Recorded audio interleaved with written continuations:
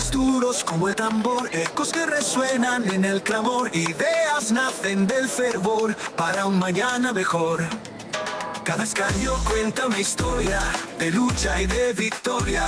Juntos forjamos la gloria, el Congreso es nuestra trayectoria. No es perfecto el sendero, pero avanzamos sin miedo, con pasos firmes y certeros a un futuro más sincero. Oh, oh.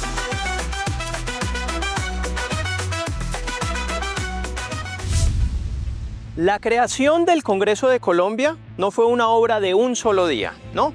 Fue un proceso que tomó varios años. Venga, le cuento.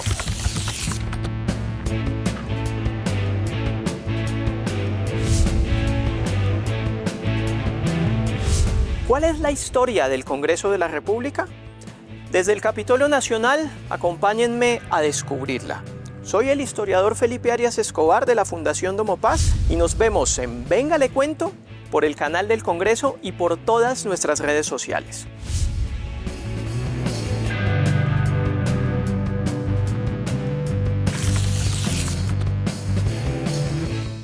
En 1810, cuando iniciaba el proceso de independencia, ya empezó a plantearse la idea de una entidad plural y representativa.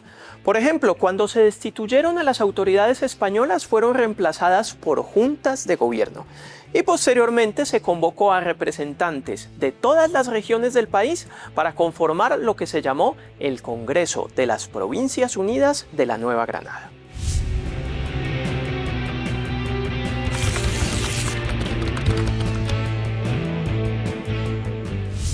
En 1819, cuando la guerra de independencia se inclina en favor de los independentistas, ya hay también una transformación civil del país. Ese año Simón Bolívar instala el Congreso de Angostura, que se recuerda aquí, en el Salón de la Constitución del Capitolio. Allí se instalan las bases de la división de poderes y la creación de un poder legislativo con representantes de las más diversas tendencias políticas y de todas las regiones del país.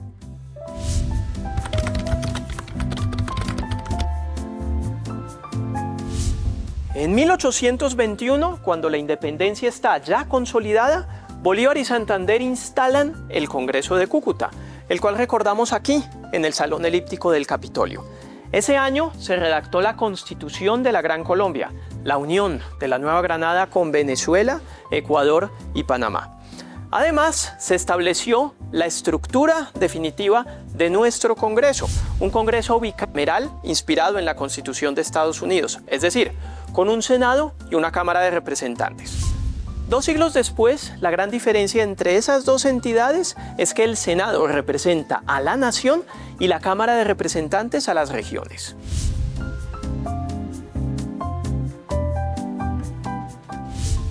En el lejano siglo XIX, el Congreso de Colombia también necesitaba un edificio donde funcionar.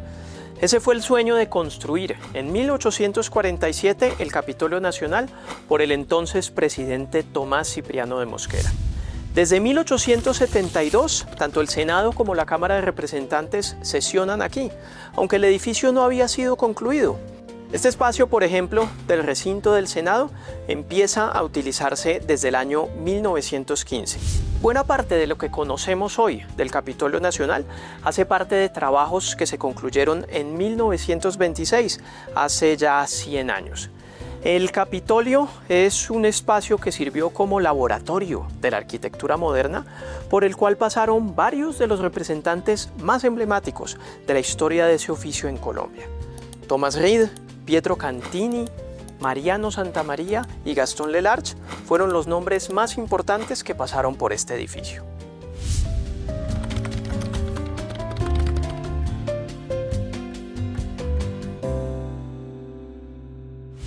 Desde la Constitución de 1886, impulsada por Rafael Núñez, quien aquí nos acompaña, al Congreso se le ha delegado una función legislativa, es decir, hacer las leyes, las normas de obligatorio cumplimiento que rigen en todo el país.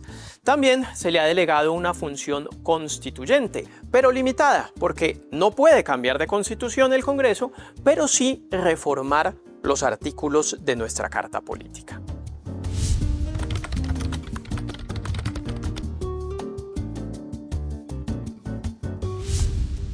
El Congreso tiene también una función de control político, es decir, que este sea un espacio de rendición de cuentas de los altos funcionarios del Ejecutivo, como los ministros.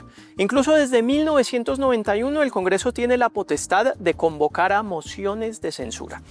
El Congreso también tiene una función electoral. El Senado, por ejemplo, elige al procurador y a los magistrados de la Corte Constitucional, mientras la Cámara elige al defensor del pueblo. Y cada 4 años las dos cámaras se reúnen para elegir conjuntamente al Contralor y a los miembros del Consejo Nacional Electoral. Además, ocasionalmente el Congreso tiene funciones judiciales, donde puede permitirse la destitución del presidente de la República o de los magistrados de las altas cortes.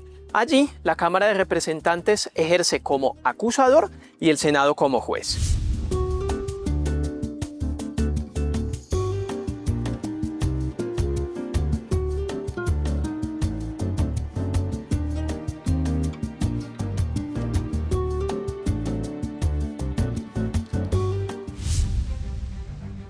Hola, soy Yuri Sierra Torres, secretaria de la Comisión Primera de Senado. Soy abogada, magíster en Derechos Humanos, magíster en Derecho Constitucional, especialista en Derecho Internacional.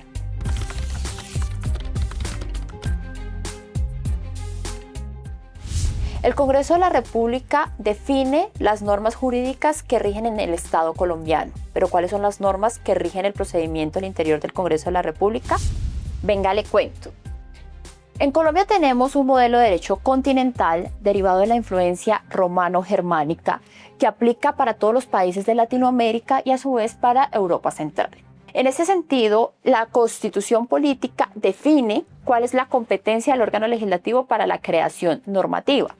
La Constitución política del 91 definió 3 competencias principales del Congreso de la República: reformar la Constitución, hacer el control político o ejercer el control político sobre el gobierno y la administración y hacer las leyes.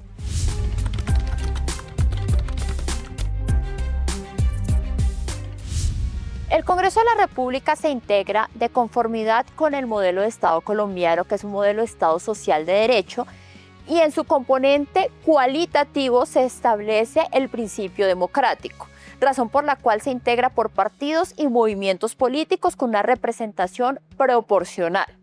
Esta integración a su vez garantiza que se tomen decisiones de conformidad con ideologías y no a nivel personal.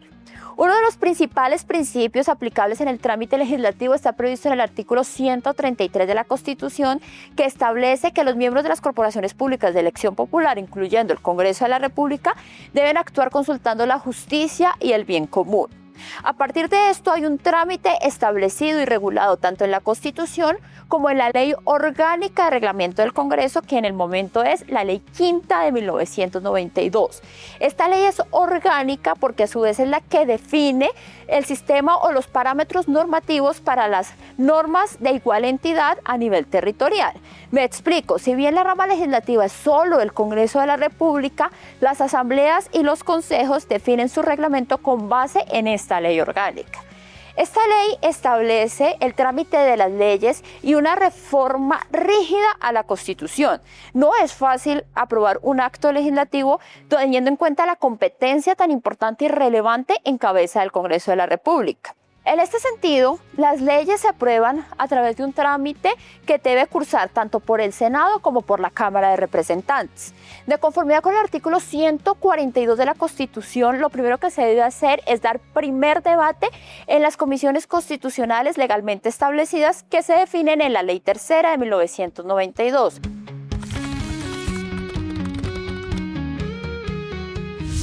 Aprobado un proyecto de ley en primer debate en la Comisión Constitucional que corresponda, continúa su trámite en la respectiva plenaria, bien sea del Senado o de la Cámara de Representantes. Si es aprobado allí y los textos son aprobados iguales, pasa a sanción presidencial. Si son diferentes, se designa una comisión accidental de conciliación que define el texto definitivo que se convertirá en ley de la República. Una vez sea aprobado en el Congreso de la República, prevé tanto la Constitución como la Ley Quinta de 1992 que este proyecto de ley debe pasar para sanción presidencial, es decir, la firma del presidente de la República, quien puede devolverlo si encuentra algún tipo de objeción, bien sea de inconveniencia o inconstitucionalidad. Así las cosas, la Ley Quinta de 1992 ha tenido una serie de reformas a lo largo de su vigencia para poder establecer con claridad cuáles normas no solamente existen, sino además son válidas, se deben contrastar con el procedimiento establecido en esta, pero también con nuestra Constitución, tanto en el contenido procedimental como en el contenido de los principios que rigen nuestro modelo de Estado.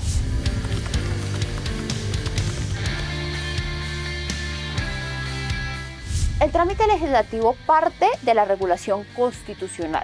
Nuestra Carta Política define la carta de navegación que tiene el Congreso de la República para crear derecho en Colombia. Se regula a través de la ley orgánica, que actualmente es la Ley Quinta de 1992, con distintas reformas a lo largo del tiempo, con una necesaria modernización que se producirá en algún momento. Y a su vez también hay una interpretación constitucional que se hace a través de la Corte Constitucional, que revisa la validez de las normas y su compatibilidad o incompatibilidad con los principios constitucionales.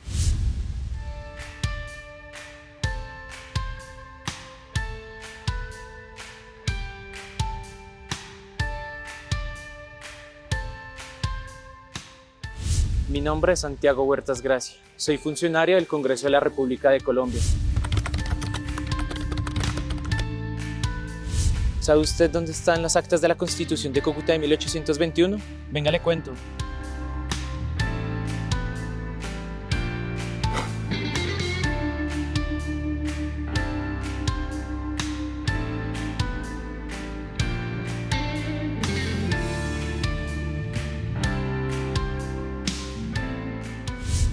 Bienvenidos a la Biblioteca del Congreso de la República de Colombia, Biblioteca Luis Carlos Galán Sarmiento. Es la joya de la corona para investigadores e historiadores. A pesar de que sea un apoyo para los legisladores, está abierta al público en general. Tenemos toda la historia política y jurídica de Colombia. Tenemos las actas del Congreso y la Constitución de la República de Colombia, firmada en Villa del Rosario, en Cúcuta, en 1821. Este es el manuscrito original. Acá podemos encontrar todas las actas de discusión que hubo en el Congreso, pero también en la mitad encontramos la Constitución en sí. Esto fue lo que nos hizo establecer como una primera república, esta Constitución. Nuestra otra joya de la corona es esto que le vamos a mostrar, es el Censo General de la Población para el año 1843. Es también el original, manuscrito. Fue expedido por la Secretaría del Interior y Ministerio de Relaciones Exteriores en esa época. Podemos encontrar cómo estaba dividida la población en ese momento. Lo más curioso es que está dividido por eclesiásticos, solteros, casados e incluso esclavos para esa época.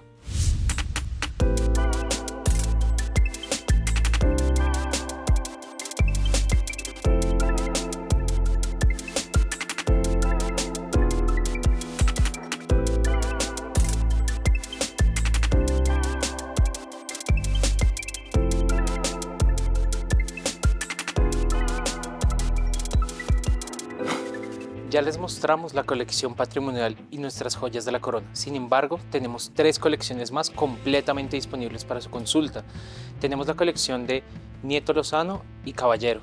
Es una colección con más de 40.000 ejemplares, disponible para consulta en diferentes idiomas: español, inglés, italiano, francés y hasta ruso. También contamos con la colección de Depósito Legal, con más de 25.000 ejemplares, disponibles totalmente para su préstamo y consulta. Tenemos libros de Ciencias Sociales, Derecho y Humanidades. Nuestra biblioteca abre de lunes a viernes, desde las 7:30 de la mañana hasta las 5:30 de la tarde. Acá contamos con servicio de consulta, salas de lectura y consulta por internet. Asimismo, tenemos todo un equipo humano dispuestos a apoyarlo siempre y a suplir todas sus necesidades. No es perfecto el sendero, pero avanzamos sin miedo, con pasos firmes y certeros a un futuro